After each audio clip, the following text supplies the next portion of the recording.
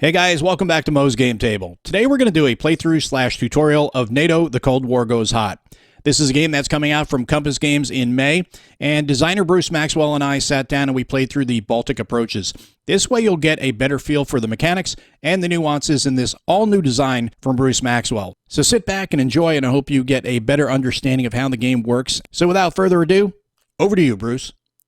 Okay, Mo, so what we're looking at here is the introductory scenario to NATO called BALTAP. And BALTAP was an acronym for Baltic Approaches, and it was one of the co-equal commands of NATO in this theater, co-equal with NORTHAG and CENTAG, although it was appreciably smaller.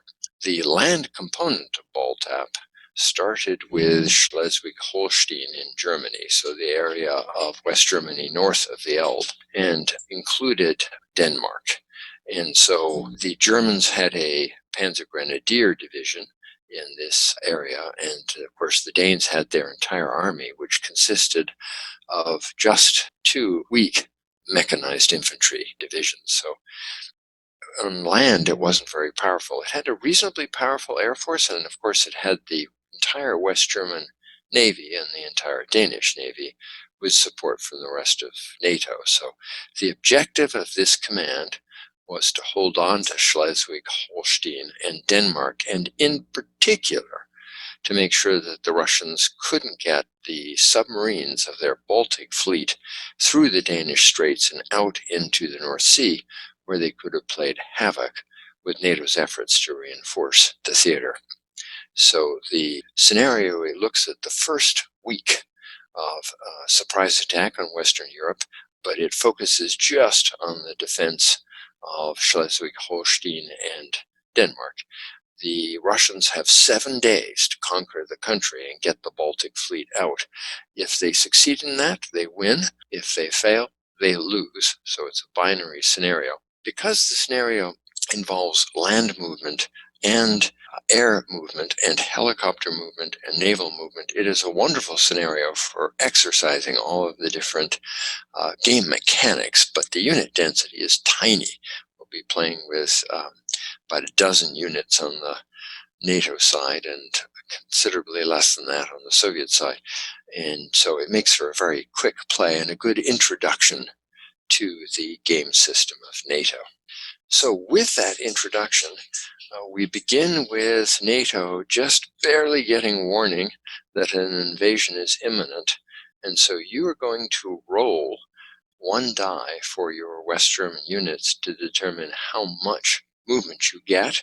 And then with any movement points that you do get, you can move anywhere as long as you do not move further from an Iron Curtain hexside, meaning further from the border than your West German unit started. Okay. And then once you've done that initial move, play will begin with game turn 1 and the initial Warsaw Pact attack. So go ahead and roll a die. Okay, so your 4 West German units there, the 3 brigades of the 6 Panzer Grenadier, and your headquarters can each move 2 of their available 6 movement points. All right, so I'm going to move these guys up to here and then to Lubeck, both of them. Or not both of them, just the one. I'm going to recommend that you move your headquarters into Kiel, just because each city in this game has an organic defense strength. So your minor cities, which are the gray cities, have an organic defense strength of 1. And your headquarters, when it's alone, also has a strength of 1. So that would give you a defense strength of 2 in that hex. Your major cities, which are the red cities here, and actually, these red cities, your key cities. Your major cities are, let's give you an example of major cities. Liège is a major city down here. But the only difference between a major city and a key city is the number of victory points you get. But those have an organic defense strength of 2, whereas your minor cities like Flensburg and Kiel just have an organic defense strength of 1. All right, so you've done your initial movement up to the border. And the pact says, Geronimo, here we go. So I'm going to spend my 1 to cross the border hexside on the first turn, 1 to enter that hex, 1 to enter a ZOC. So that's 3 movement points. To move here, I would have to spend 1 to exit, a ZOC, one to enter a ZOC, and another one for the next hex, which would be a movement allowance of 6. And because I only have a movement allowance of 5, I couldn't do it. Had I put my tank units in that leading hex, then I could have penetrated there. Mm-hmm. But I didn't do that because I wasn't actually anticipating that you were going to run forward. So you score a point on me there. Well, that goes back to what you were saying in our interview, where you were talking about the porous ZOCs, how you made it where you can penetrate those ZOCs if you've got the movement points, which is a great thing. Yes. And so the point here is that NATO is strongly encouraged to defend every hex. Now, the key element is reaction, and the rules for reaction are simply that if I set out to attack a particular hex, one adjacent unit belonging to you can reinforce that hex I'm about to attack. So you get to essentially reinforce threatened sectors. Now, what we're about to do here, technically, I should be moving units in a very specific order based on the type of movement they're doing. Here, we're just going to move the ground units because they're the first and obvious thing that gets moved. But technically, the first thing that would happen is that I would take my assets that are back in Mother Russia, and I would be loading them onto Antonovs and sending them out to hit Denmark on that first turn. So we're going to do that. I'm going to take an entire Soviet parachute division, and I'm going to stick it on my air transports, and we are going to make an attempt to seize Copenhagen by coup de main. So we transport our parachute division in, then we will take our 2 amphibious brigades and our Marine headquarters, and the paratroopers will drop to the south of Copenhagen, and the Marine brigades will conduct an amphibious landing to the north of Copenhagen, and the objective is to take Copenhagen before any of the Danish army can react. And they really would have had very little time to see this coming. So that is the effort. So the next thing that we do is we take a look at the interception table, because the Danish Air Force is up and it has the ability to attempt to intercept these incoming transports. So we look at the Warsaw Pact interception table. We are going to look at Warsaw Pact transport in enemy airspace. And this is enemy airspace because it is not within 5 hexes of a friendly supplied unit or city, and it is within 5 hexes of an enemy supplied unit or city. So that constitutes enemy airspace for me and friendly airspace for you. Airspace is contested if it is within 5 hexes of a friendly unit in supply or a friendly city, and also within 5 hexes of an enemy unit in any enemy city. So everything down here around Hamburg is contested airspace, but up here above Copenhagen, this is all Danish airspace. So this is game turn 1, and we look at the table for the Warsaw Pact transport in enemy airspace, and it tells me that the interception value is a 4. So I'm going to roll 2 die, and I want to make sure that the combined total of those 2 die are greater than a 4. So we'll begin with our 3 parachute units. So first set of die rolls, greater than 4. Second set of die rolls, 4. So parachute number 2 dies. Third set of die rolls makes it. All right, now for the incoming amphibious assault transports. First guy makes it. Second brigade dies. Marine headquarters makes it. So I have lost one of my air transport commands and one of my amphibious commands, and with it, their passenger units. So that was not a great outcome for me. All right, so now that I've done my movement, in this scenario, each player has an airstrike. And so we'll begin with the battle sequence, and I'm going to choose to attack Copenhagen first.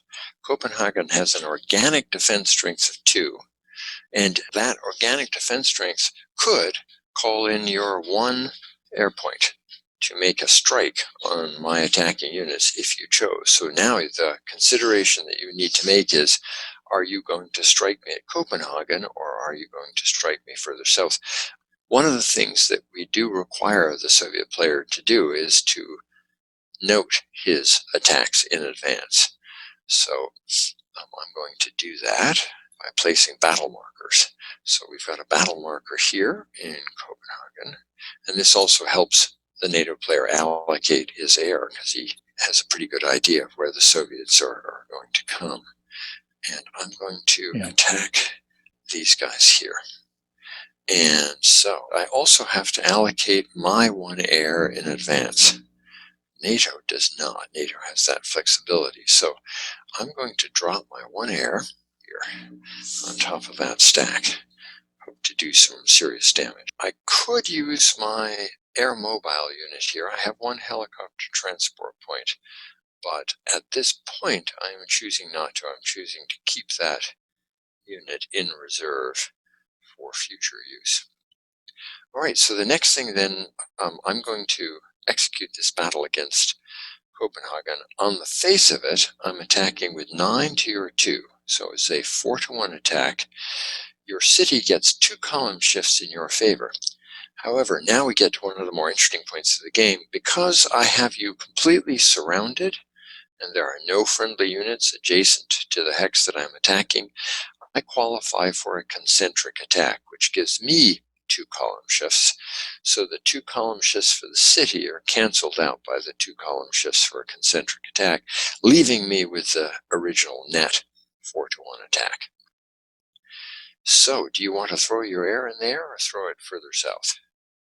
I think that the better application of air would be south rather than north, because that Copenhagen looks like it's going to probably fall pretty easily.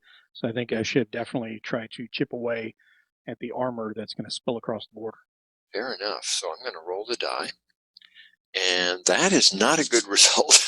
So that for you, it's a good result. For me, it's a great result for you. That is an A1R1 result, and defenders in a city can ignore an R1 result. So I failed. So you get to pick which of my units dies. The opposite player always chooses losses. So you can take my Marine Brigade up north, or you could take my one of my parachute regiments further south. Let's take one of the parachute regiments in the south. Right, so they are sent to the destroyed pool, and so that was a disaster, but that happens. This assault on Denmark is always a risky move, and the Danish Air Force got up and was alert enough to take out enough of the attackers that the combat was bad. For me to have succeeded in taking Denmark, I needed to roll a 3 or higher, and that would have successfully taken the hex. But so Copenhagen survives. All right, so further south, I'm going to execute my fire strike on your units there in the far south. So I roll the die. Because this is the first turn, surprise applies, and I get to add 1 to my die roll. These airstrikes always affect 2 of the possible 4 steps that you can stack in a hex. You have the ability to throw a second air point if you had one. In this scenario, I don't. And you could hit the second 2 steps that were stacked in the target hex with the second air point. But we don't have that unit density here, nor do I have the air. So my 1 becomes a 2. This Soviet player is already beginning to think that he's got the gulag in his future, because this isn't working very well. But because of the +1 to the die roll from surprise, what would otherwise be a whiff did work. And so I do no damage to you per se, but I do manage to disrupt these units. So, and that will have their attack and defense strengths. All right, so having done that, now what we're actually executing here is something called the battle cycle. And the battle cycle has a series of steps that look at how each player allocates resources to that battle. And those resources can include air and helicopters, HQ support, and reaction of reserve units. But none of those are going to apply here. So the only thing now is that if you wish you could allocate your air point to striking one of my divisions. They're each 2 steps, so one airstrike would target an entire division, and seeing if you could disrupt or take a step out of me. Yeah, definitely going to put air on here. Let's see. That's your choice. Yeah, go to 2414. We're going to go after that armor unit in 2414. Okay. Okay, so roll the die. Oh. So that is the only thing that whiffs. Yep. So that was an application of a lot of air, but it looks like my SAM-6s were doing their job here. So, all right, so your defense is just 3 because these 2 units are halved, retaining fractions until the end. So they're halved because they're disrupted. So I'm going to attack you with all of the units that are adjacent to you. So that's 18 and 18 for 36, and that's 36 to 3. So that's 12 to 1. The combat results table doesn't go past 10 to 1. So that's a plain 10 to 1 attack. I roll the die, I get a 6 this time, and so that manages to wipe both of those units. And I actually would have added 1 to that die roll for surprise, this being the first turn of the surprise invasion. So, because this is clear terrain, this tank unit is allowed to advance into the objective hex and 1 hex further. And this infantry unit, also being mechanized, has the same ability. So we will sweep through that hex and run up there. So, success in the south, disaster around Copenhagen. Conceptually, the Soviet player is still very nervous, but we'll see what happens. So now it becomes your turn. Refugees are in effect, so the roads are clogged with refugees attempting to get away from the fighting in West Germany. And so in West Germany, you are limited to your printed movement allowance. In Denmark, because the Danes perceive that they are further from the fighting, and also because they really have nowhere to run to, the Danes are not flocking to the roads in mass, and that means that you can use march movement, which enables you to double the movement allowance of your units as long as you don't enter a hex in contested airspace.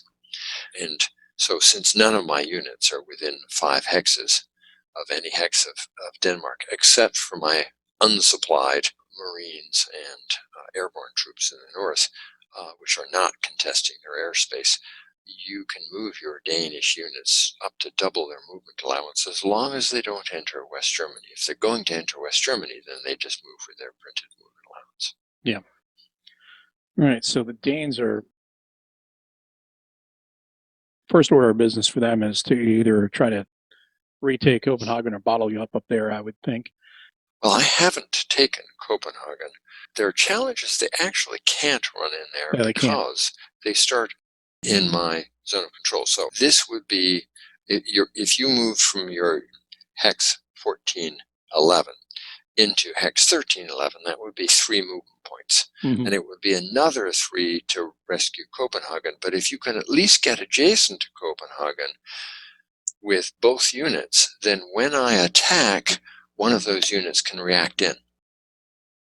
So eventually you'll get there. It's just a slow process. But I really don't have enough firepower now to take that hex. So I'm in deep trouble.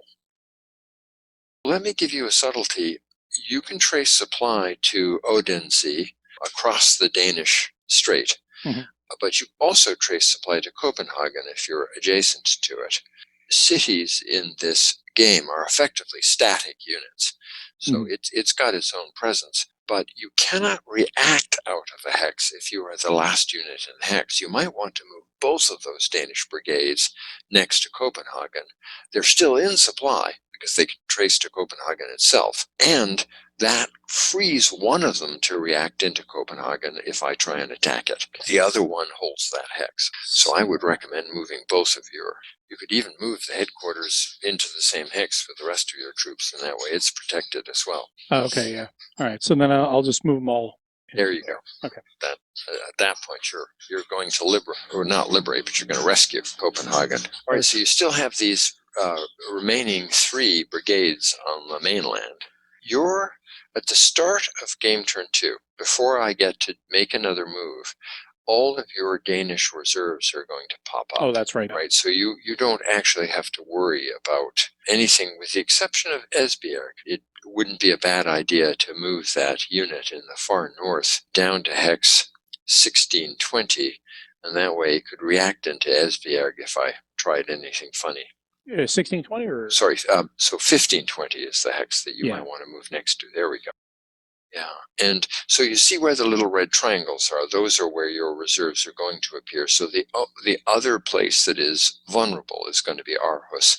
So if you wanted to be really careful, you might move that brigade in 1417 up to Aarhus. Okay. There we go. And then your remaining brigade could potentially go down and link up with that Panzer brigade and attempt to delay me up the neck of Denmark. Well, in this case, the neck of Schleswig-Holstein. 1, 2, 3. 4, Yeah, and I go up to that red triangle. 5. Now, Marsh. Marsh has no defensive benefit per se, but because you are bound to the road network in a marsh hex, you can never exploit, meaning you can advance into it, but you can never advance out of it. So marshes essentially delays an attacker trying to exploit a victory. Okay. So there, and then I'll bring down that Danish unit like you were talking about. Right. Into the marsh. Yes, and that gives you a pretty decent defense strength. Okay. It's the best that can be had. And Flensburg, which, as I mentioned, is kind of a static unit, backs you up. I couldn't drop an airborne. I still have 1 airborne division remaining, but I can't drop it into an enemy-controlled city because of its garrison. All right, so move the quarters unit into Flensburg, and that's it. And that's it. And that is the end of the first turn. So now we proceed to the second turn. And this is how many turns is it for this scenario? This is 7 turns. Every turn is a day. So that we're playing the first week, if you will, of the game. And I need my Baltic front. All right, so my Baltic front shows up. It's a game turn 2 reinforcement. And so the first thing that I'm going to do is I'm going to supply, and we see if my Baltic headquarters gets supply. So again, I've got to roll 2 dice and get through your now thoroughly alerted Danish Air Force. So I roll a 1 and a 5, which is a 6. And on game turn 2, my interception value here is a 5, and a combination of 1 and 5 is 6, which is greater than the interception value. So that means that for this turn, my headquarters here is in fact supplied. So that's good. I'm going to place this unit on a supplied marker, and that tells me that my supply boats managed to get through to the beachhead. For all the good it will do me, because I am now cut off on the opposite sides. Now, technically, before I actually should have supplied that, we both should have put our reinforcements. So I've put my Baltic front reinforcement on the map. You need to put all of your Danish reinforcements on the maps. And it'll even go here, north of Copenhagen? Yes, they can appear in my ZOC. Okay, all right. So we're good to go. So now we enter game turn 2 proper, and I will move. So the first thing that I've got to worry about is I have another airborne division. Yes. Do I make another stab at Denmark?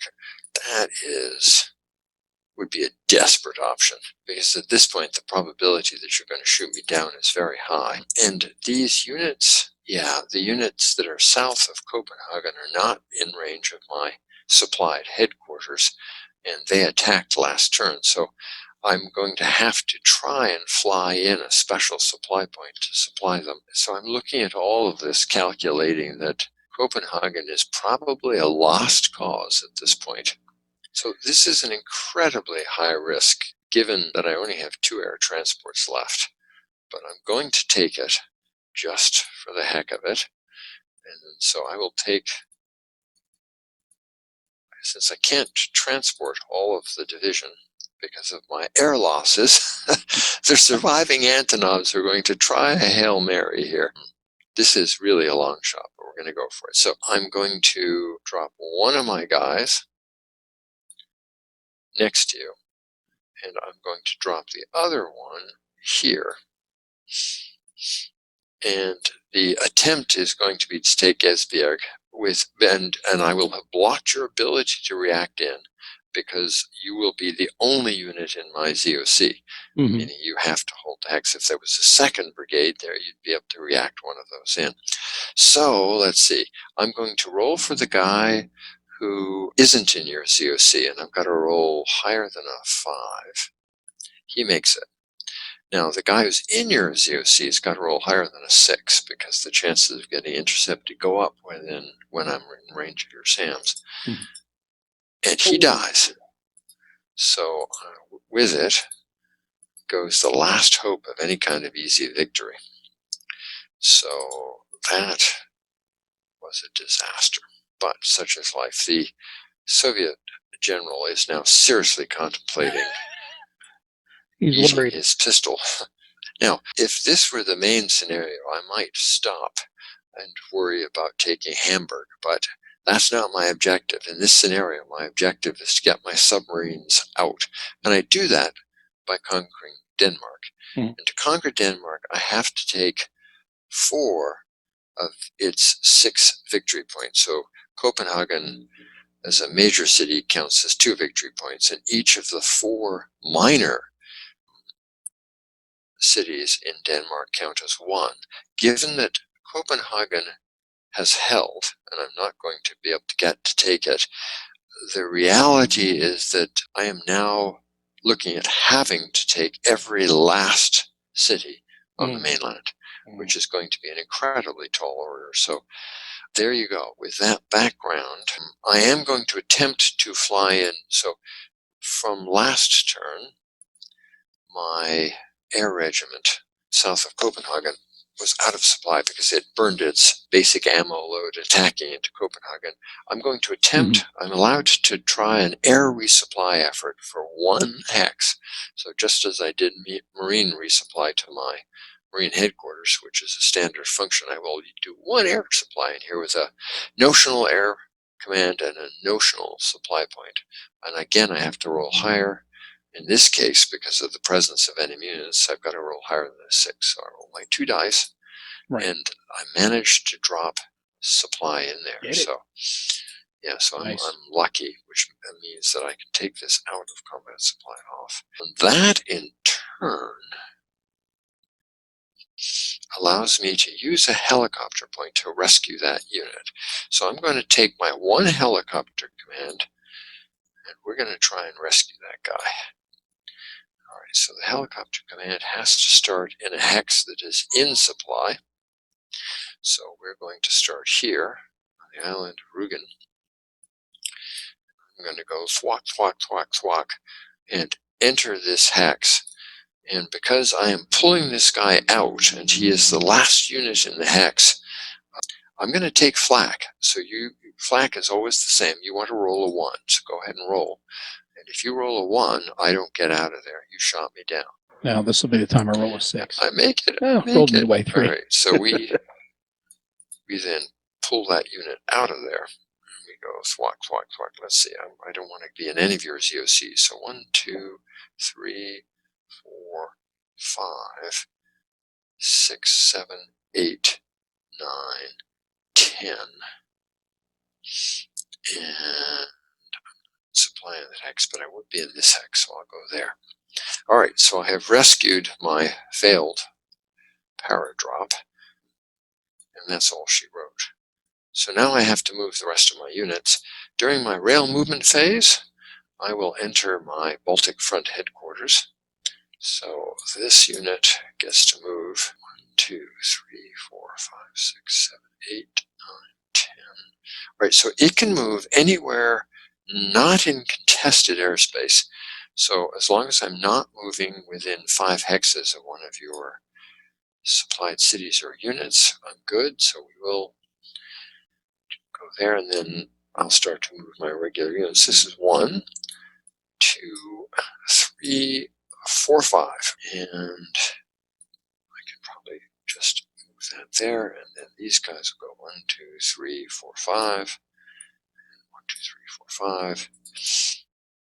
Now my challenge is I've moved out of range of my Northeast German front headquarters, which is the only headquarters I can use because I cannot use a headquarters that is entrained. The range of the Northeast German headquarters is the initial 6 that's printed here.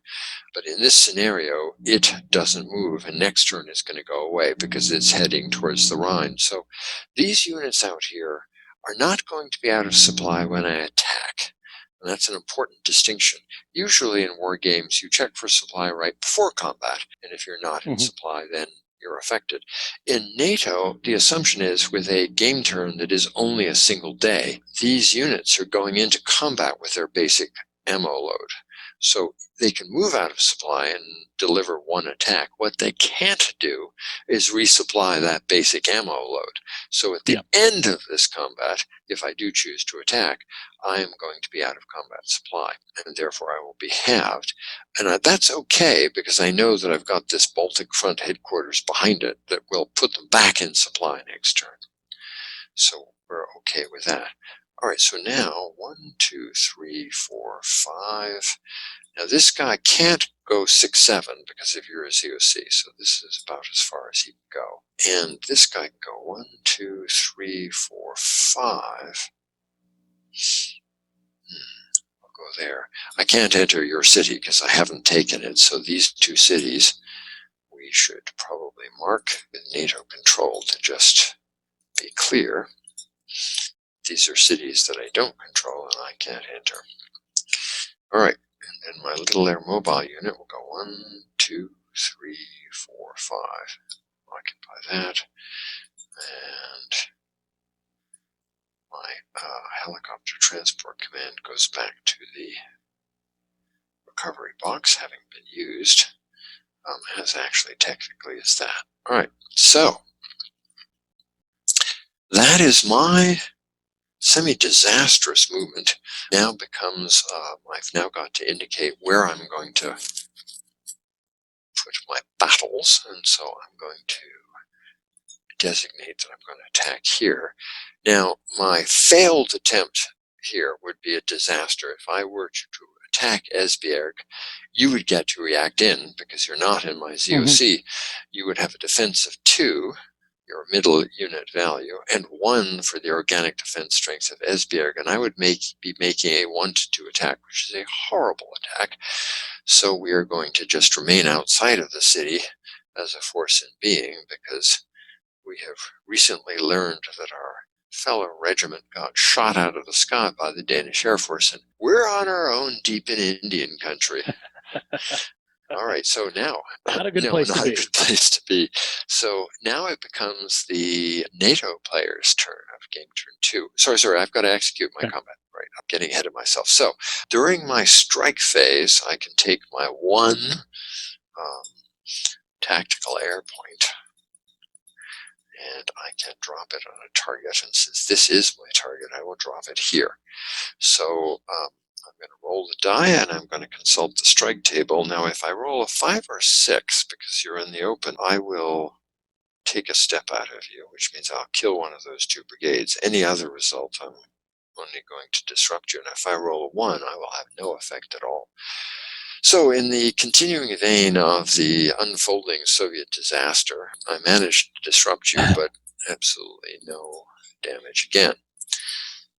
So we now enter the battle cycle. You could react in there if you had a reserve brigade to react, or even an extra brigade that was in the battle line, but you don't. But you can call for your 1 air support point and hammer one of my attacking units. Yeah, we'll see if these guys are awake this time or asleep. Last time they didn't do too good, so we'll see if we can get the air to, let's go after the 16 goals. All right, so you hammer me there, and the roll is... Here we go. Oh, you do what I was unable to do, which is you roll 5 or 6, which means that I am flipped and disrupted. So I flip to my one-step side. Every Soviet division has 2 steps, and you flip. And I place a disrupted marker on it because the airstrike also accomplished that outcome, and my East German division is not affected. All right, so that's not so good. So now we do the combat. So your defense is 5, halved to 2.5. The defender always rounds fraction up. The attacker rounds fractions down. So your 2.5 rounds up to 3. I have 16 in this hex, up to 22, up to 24 and a half, but my half rounds down, so I'm 24. So so that's 24 to 3, or 8 to 1. So I roll the die, continuing the fine tradition of I only roll 1s and 2s. However, it is an 8 to 1. So what that means then is that 8 to 1 with a 2, I kill one of you, and you must retreat 2 hexes. Now, you have a city directly behind you, and the rules say that if you retreat on top of a friendly unit, which is effectively your fallback front line, you can stop. So although the retreat results say R2, because you have a safe haven behind you, you only have to retreat into Flensburg. So I will, since it's my choice, I will kill the Panzer. Your choice. That's right. The attacker always gets to do that, but the Dane survives to fight another day, so he pulls back into Flensburg on top of what's left of the BALTAP Corps Command. That is that battle. All right, so technically what I do, since I have managed to take that hex, is I would place a breakthrough marker, but since I have no reserves to exploit the breakthrough, I'm not going to worry about that. We will advance in, and I will advance in with these 2 divisions.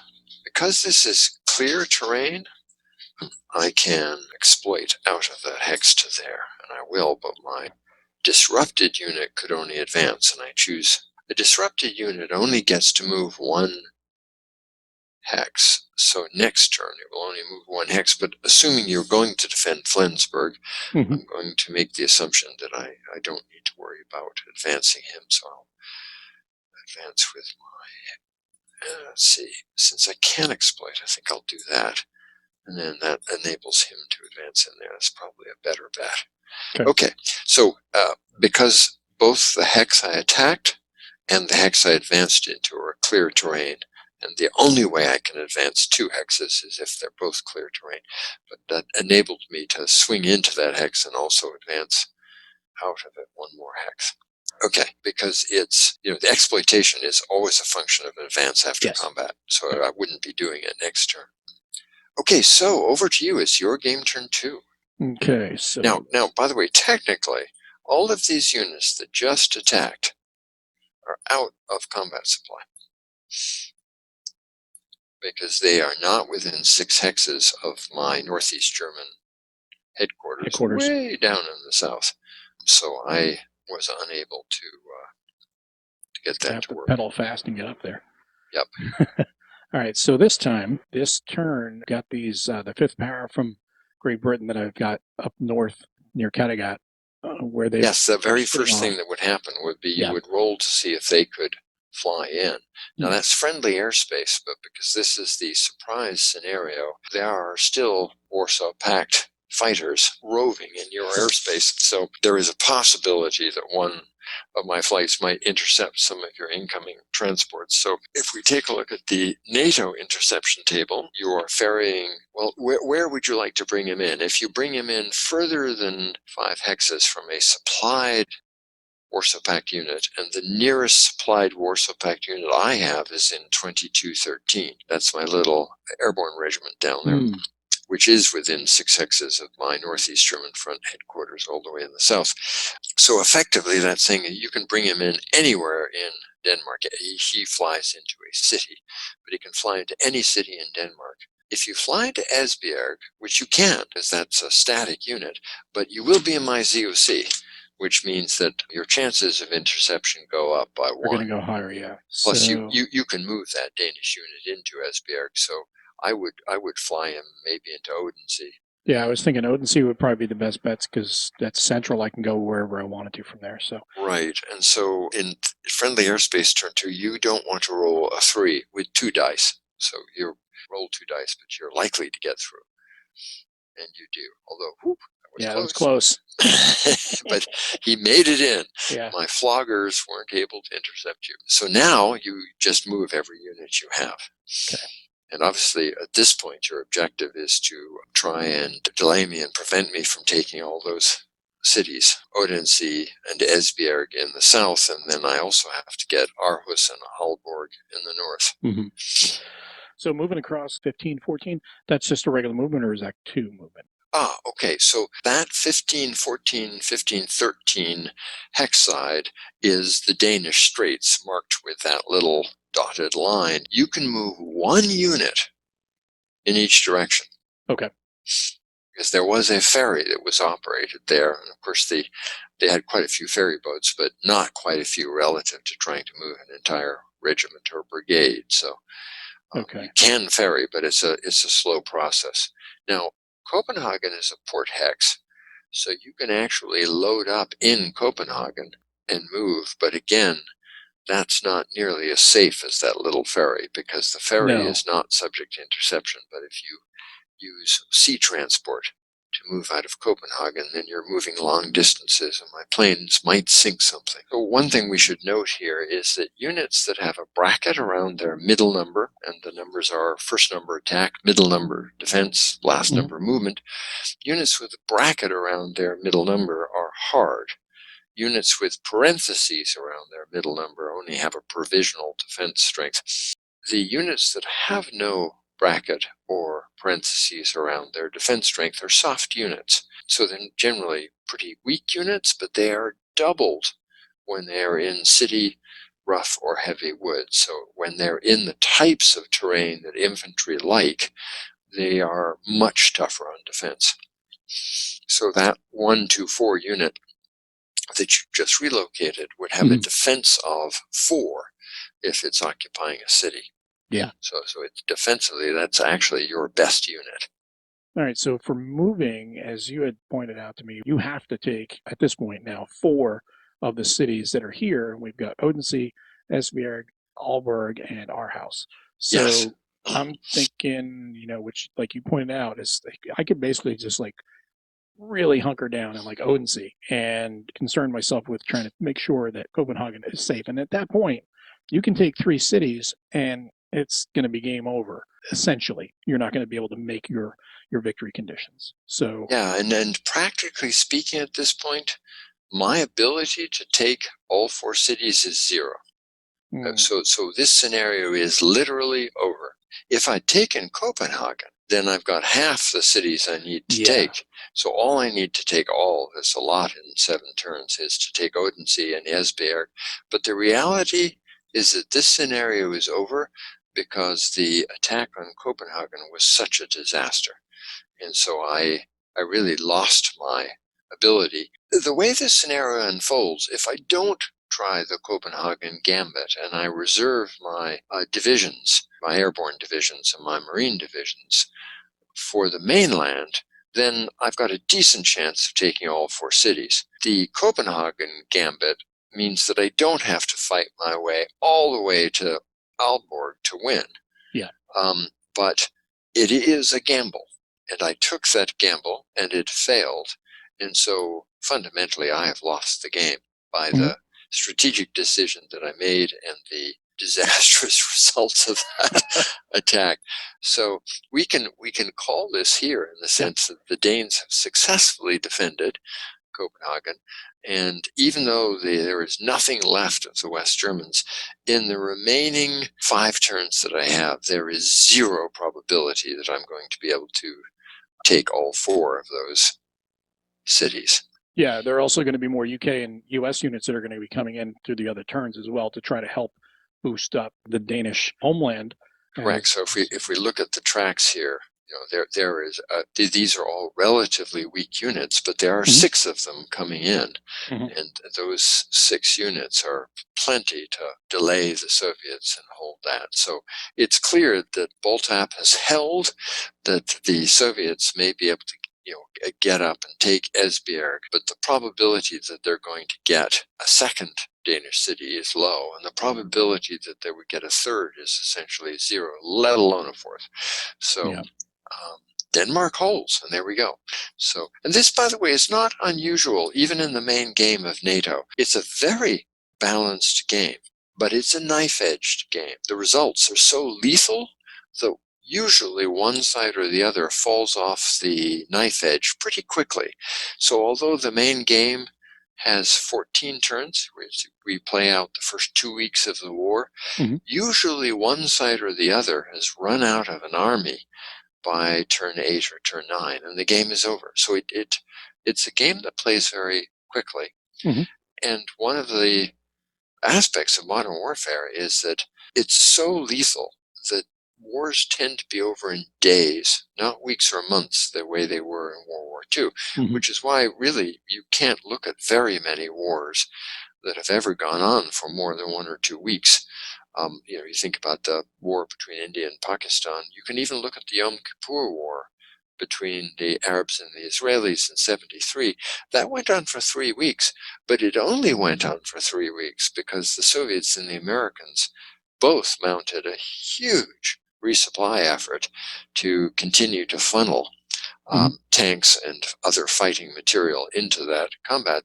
Both the Israelis and the Egyptians were running out of offensive firepower by the end of the first week. And on top of that, it does show you, it gets you into the game, understanding the mechanics, understanding all of the different rules, because everything is in play in this scenario, like you should with the air mobile and supply and all these things that you're going to have to do. This is a great introductory scenario that you can play within an hour. And if you don't have good rolls, you can be done less than an hour. Yes. But it's a great way of getting a feel, and that way you can, go with that stepped approach of play this a few times, you got it down cold, move on to the next thing, and that way you can work your way towards the full campaign. And again, this is an example of a level of simplification. The interception tables are a stand-in for a much more complicated air game that could have existed. But one of my design objectives was making sure that the game was playable in a single sitting. And so I have abstracted air, but air was quite effective in this game. It held to Denmark, and it pounded my one tank division coming up from the south. And so the Danish Air Force won the day. This is a challenging little scenario, and unlike most introductory scenarios, I would argue this one is a nail biter that can be replayed again and again, and it's always an interesting challenge because the Soviets have a lot of firepower, and as we saw, they already ground up the entire 6th Panzer Grenadier Division, but it doesn't matter. I've got so much ground to cover in just a week to cover it. All right, Mo, very good. Thank you so much, and thank you to the viewers who are taking a look at this, and I'm going to encourage you to purchase this game. I think you'll find you have many hours of great fun. Definitely do. Thanks a lot, Bruce, for taking the time and sitting with me to go over this game, and really looking forward to seeing the finished game on the table here pretty soon.